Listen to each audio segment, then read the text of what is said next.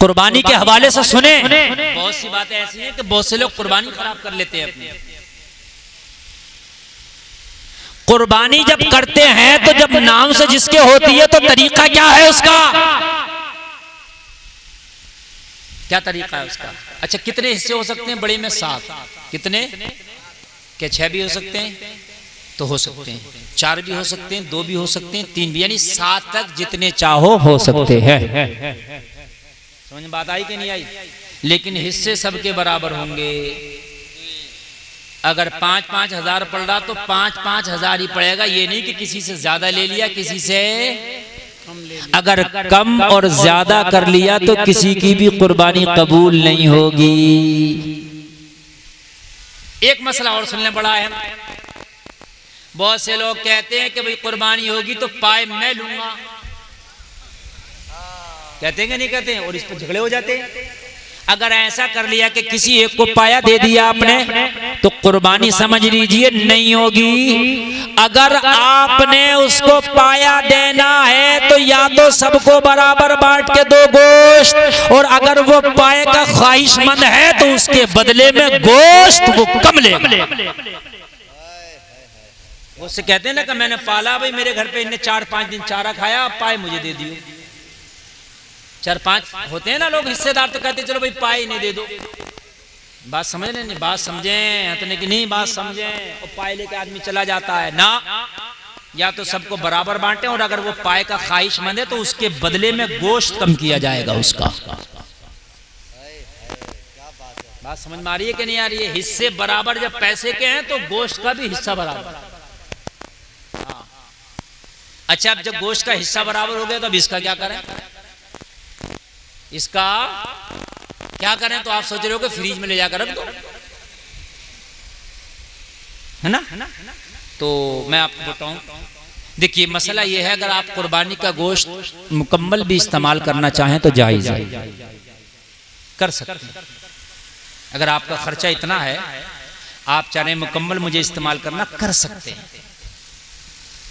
लेकिन जितना गरीबों में बट जाए उतना बेहतर है। तेरी वजह से किसी गरीब को मिल जाएगा। और बेहतर तरीका उलमा ने निकाला कि 3 हिस्सा करके 2 हिस्सा तकसीम कर दो, 1 हिस्सा रोक लो। हालांकि आधा भी तकसीम कर सकते हो, 2 हिस्सा भी रोक सकते हो, पूरा भी रोक सकते हो, लेकिन बेहतर यह है कि 2 हिस्सा तकसीम कर दो और 1 हिस्सा कई दिन फ्रीजों में स्टोर ना करो, इसलिए कि गरीबों के हाथ लग जाए तो बहुत बेहतर बात है। बात समझ में आ रही है ना?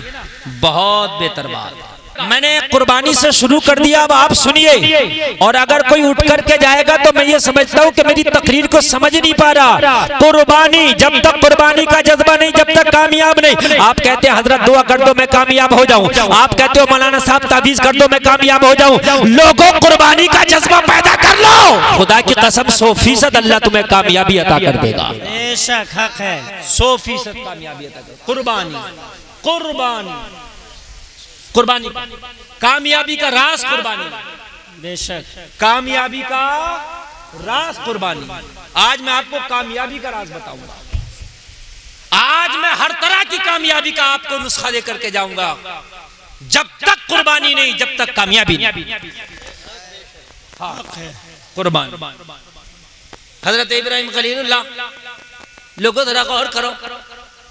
आप, मैं बात कर रहा हूं उस जमाने की कि जब हजरत इब्राहिम खलीलुल्लाह ने जिस घर में होश संभाला, लोगों वो आजर का घर था, हजरत इब्राहिम का चाचा लगता था। काम था बुतों को बनाना, मूर्तियां बनाना, बाजारों में बेचना। लोगों, हजरत इब्राहिम का जज्बा देखो।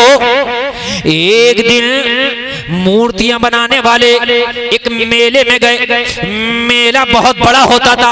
हजरत इब्राहिम को कहा, इब्राहिम चलो आज हमारा सबसे बड़ा मेला, तुम भी चलो। हजरत इब्राहिम ने फरमाया, अना सकीम, मैं आज बीमार हूँ, मैं आज मेले को नहीं जाऊंगा। हजरत इब्राहिम ने कुछ और ठान लिया था, या अल्लाह आज मैंने बहुत बड़ी कुर्बानी का जज्बा ठान लिया। लोगों जरा कान खोल कर सुनो। हजरत इब्राहिम रुक गए। सारे के सारे मेले मेलों को चले गए, हजरत इब्राहिम सनम खाने में चले गए। जी सनम खाना जानते हैं? नहीं जानते हैं? नहीं जानते ना। सनम कहते हैं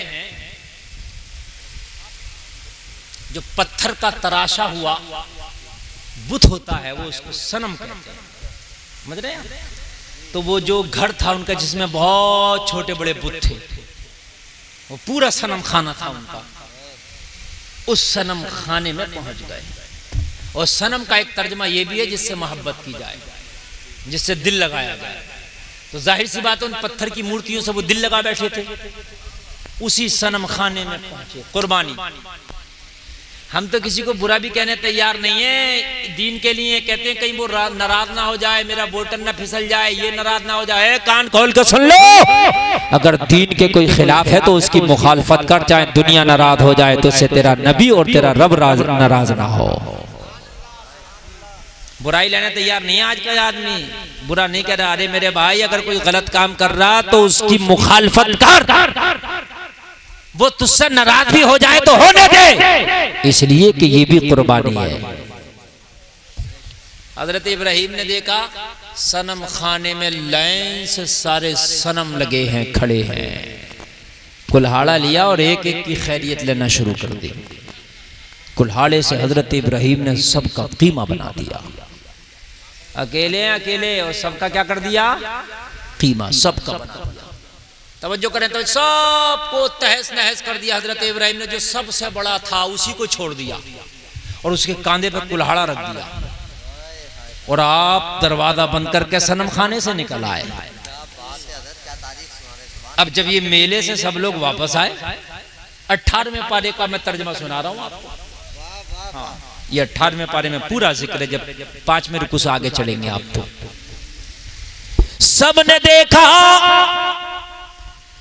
और देखा और देख के कहा, हमारे खुदाओं के साथ ये किसने किया है? क्या किया ये हमारे खुदाओं के साथ?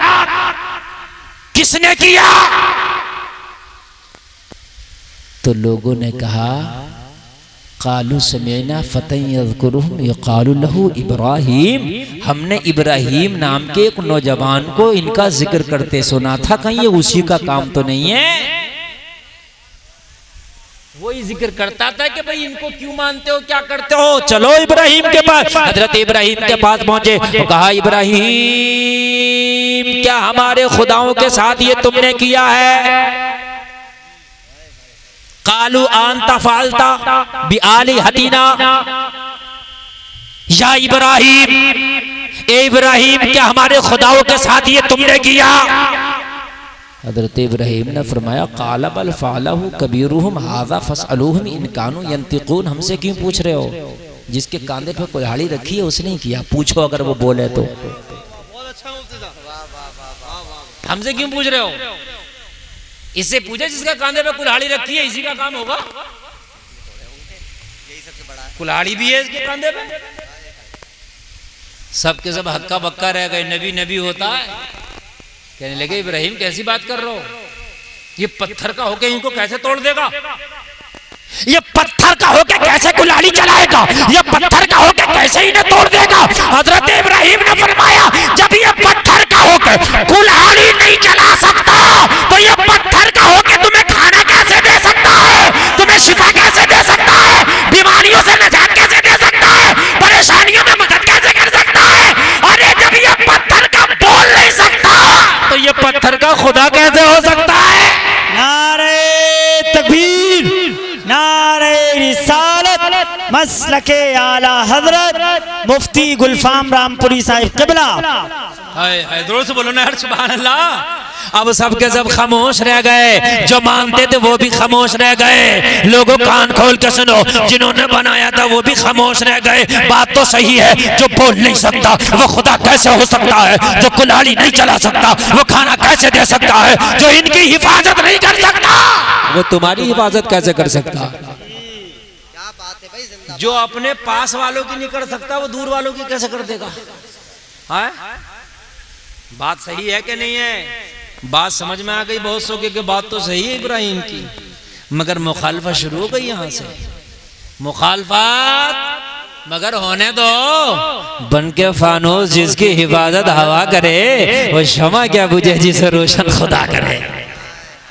होने दो मुखालफत, कितनी होगी मुखालफत है।